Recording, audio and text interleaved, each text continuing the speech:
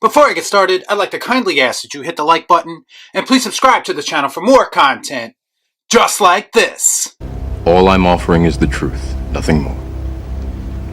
So when I think back over the past few years about new movies that have actually stuck with me long after watching them, almost all of them have a unique visual style that makes them stand out amongst all the other movies being released in the modern era. I think about movies like Mad Max Fury Road, or even Dune, and if you want to keep it in the comic book realm, movies like Logan.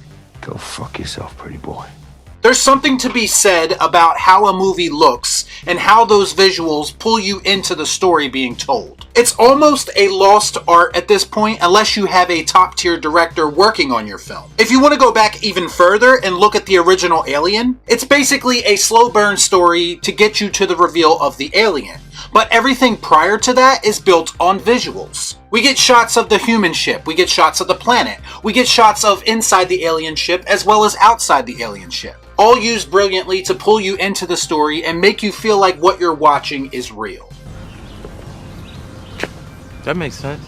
All done so, by the way, without the use of CGI. And I think that's what a lot of modern movies are missing and why most of them just do not stick with me. So with Spider-Man No Way Home about to be released on digital and physical media very soon, some people on Twitter have spent the last day or two pointing out the visual flaws in the film that actually hold it back from being a more sophisticated form of filmmaking. Get the fuck out of here! No, I cannot, it's serious! I gotta imagine that somewhere, Martin Scorsese is laughing. Actually, probably not. He really doesn't give a shit. Normally, I would ignore what's on Twitter because usually it's just people spouting off a bunch of nonsense, but some of these people actually had some valid points. I know, I'm just as surprised as you are. Now, to be clear, I did enjoy Spider-Man No Way Home the first time I watched it for what it was. I enjoyed it in the same way you would enjoy a theme park ride. Whoopie fucking do.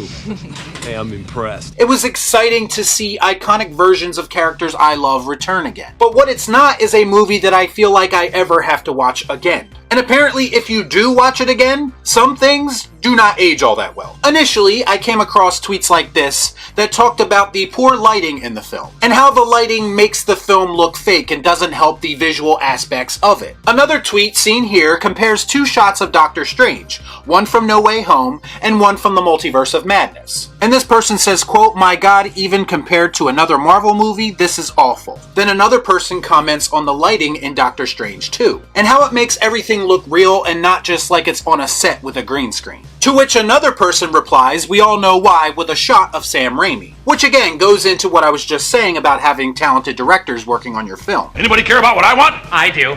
Shut up. Get out.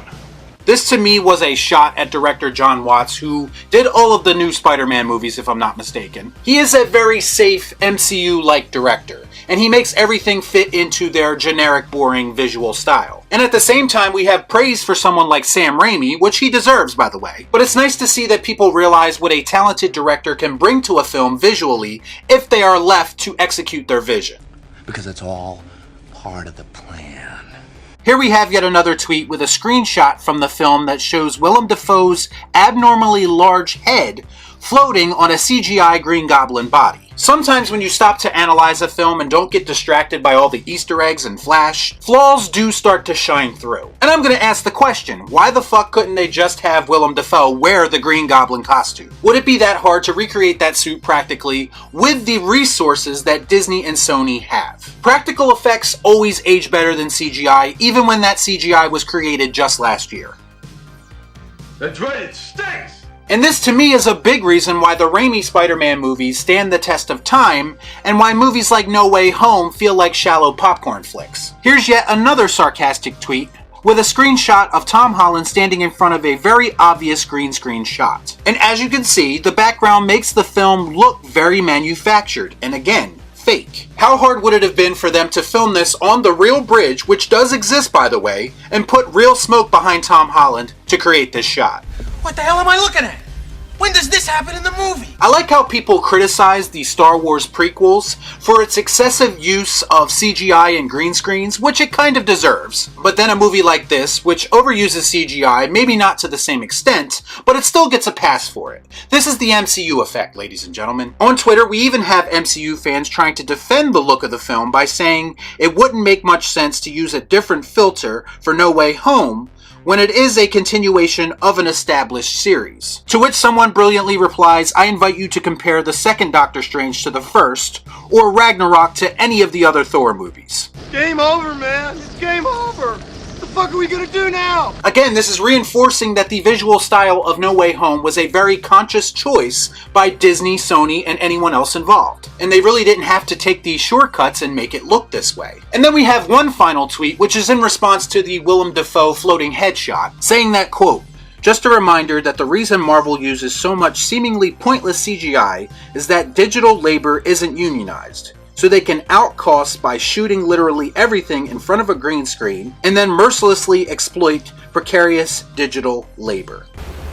No shit. Now, I'm not an insider and I don't know if all of that is true, but it would not surprise me one bit if the MCU films look the way they do because corners are being cut and a large corporation is taking advantage of a particular labor force. Bottom line is, I know some people may look at things like lighting or shoddy CGI as insignificant to their overall movie-going experience. But being someone that has always thought that the MCU films are somewhat visually boring, this whole conversation on Twitter actually made a lot of sense. And it's nice to see that people are finally realizing it. I say again, there will always be a place for these types of movies, and I'm not suggesting that they shouldn't exist. But we really need to stop acting like they are filmmaking masterpieces, because they're not. Just because they use certain tactics to incite an emotional reaction out of people does not make them perfect. Man, I'm tired of being right. Maybe, just maybe, if Marvel, Disney, and even Sony puts a little bit more time and effort into creating the visuals for their films, they could possibly put themselves in a conversation that they so desperately want to be a part of come award season. Of course, there is things like writing and directing that we need to work on as well. The reality is that using CGI and green screens in this way actually takes away from your film. Then why the fuck didn't you say so? Especially when some of these things could be very easily recreated with practical effects and real locations. It's very lazy and it makes the films feel less organic and less real. And I'm sure if you take the fan goggles off, the more you watch them, the more flaws will show up. So let me know what you thought about all this in the comments down below. As always, please like, comment, share, subscribe to the channel, hit that bell for notifications, and I'll see you next time right here on Real Shift. Thanks for watching. Peace out.